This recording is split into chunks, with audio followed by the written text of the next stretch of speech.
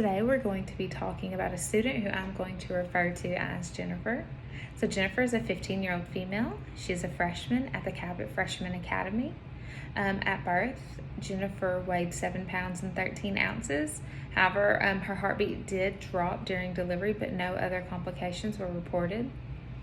She has shown a history of developmental delays. Jennifer currently lives with her mom, her stepfather, and little brother. They have always lived in Cabot, Arkansas. They've never moved. She's extremely active, very popular, well-liked.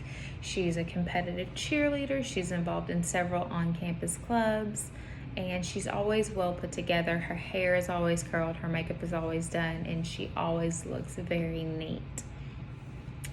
Jennifer is categorized as other health impairment. She is serviced in a special education setting for 920 minutes. This puts her spending approximately 43% of her day outside of the general education classroom. Currently, she is serviced with 47 minutes a day, 5 days a week in resource English, math, science, and Arkansas history. Previously, during a social studies class, she was in a general education classroom with para support.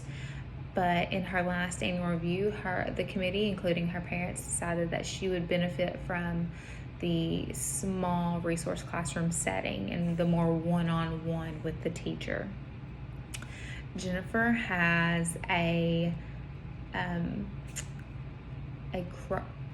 disorder. It is a praxia with a very weird name. Let me see if I can find the name of that. I apologize. It's Cogan-type oculomotor apraxia. This apraxia makes it very difficult for her to turn side to side, and she loses her balance easily. Because of her apraxia, she has a long list of accommodations that go along with her. For example, she always has to sit on the left side of the room. She has to be angled at a certain angle to the smart board in the front of the classroom. Several handouts need to be transposed in colors, black background, white writing.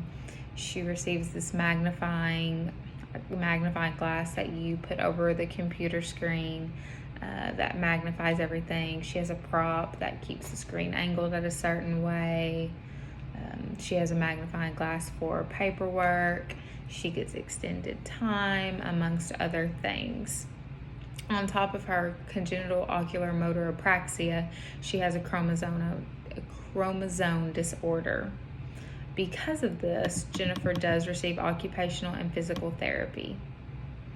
During her evaluation, she obviously was tested using several different tests. The first one that we're going to talk about is the Wechsler Intelligence Scale for Children, 5th edition. In this test, it tests general intellectual functioning. Her full scale IQ was a 76. This does put her at below average. Her verbal comprehension was an 81. Her visual spatial was an 86. Her fluid reasoning, 79. Her working memory, 88. And her processing speed was a 75. So, Jennifer, like I said, obtained a full IQ scale of 76, which is in the very low range. Her fluid reasoning and processing speed were also in the low range. Her working memory was in the low range. But majority of these are because of her apraxia. It is not a cognitive disability. Her apraxia inhibits her ability to read and process quickly. From there, we go to the Kaufman test of educational achievement. This just tests areas of reading, math, and written expression. So in the letter and word, she scored a 92. Her reading composition was an 89. Her math concepts and application 82, math computation 88, written expression 80, spelling 87, silent reading fluency 91, word recognition 92, decoding 90, and her nonsense word decoding was 90. So her decoding put her in the 25th percentile rank. Her letter and word recognition moved her all the way into her highest ranking, which was a 30. And however, her math composite drops her all the way down into the 14th percentile. So her decoding composite score of 90 and her reading composite score of 89 were, as stated, average. However, the math score of an 84 was below average range. Her written language composite score of 83 was also below average. Math computation and spelling were in average. However, math concepts and applications were below average. Her behavior evaluation scale, the BES, this just shows if students have issues with emotional disturbances and measures 5 areas to determine this. The first one is learning problems. So Morgan scored a 1, which is clinically significant. However, this once again is due to her apraxia.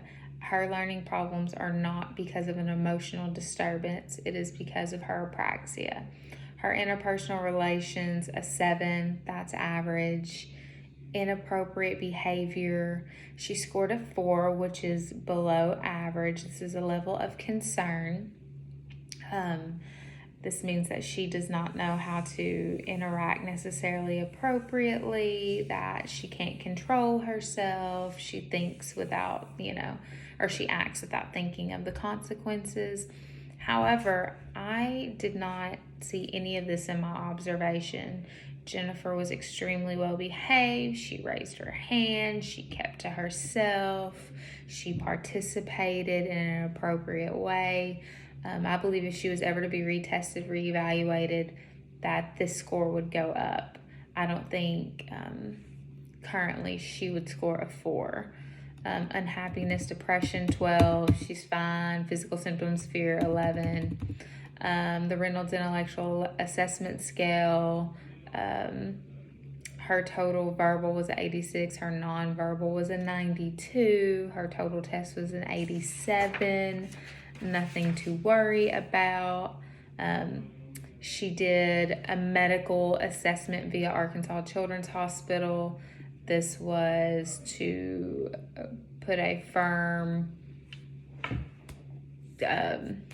definition to her condition. This is when they tested her positive for the congenital ocular motor apraxia.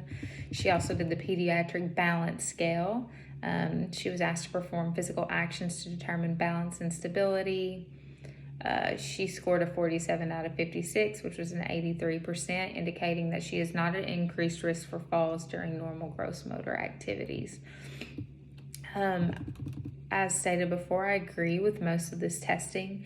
I think that the only thing is that when you look at her test scores, if you don't look at the full range of test scores, you would think that she has a low IQ or that she truly has trouble reading and comprehending and learning words.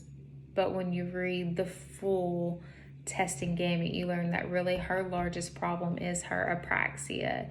It hinders her in all facets of her academic pursuit. The only thing I stated that I do not agree with is the behavior test. I think that she should be retested. I do not think she would score that low. But other than that, that is all I have to say with Jennifer.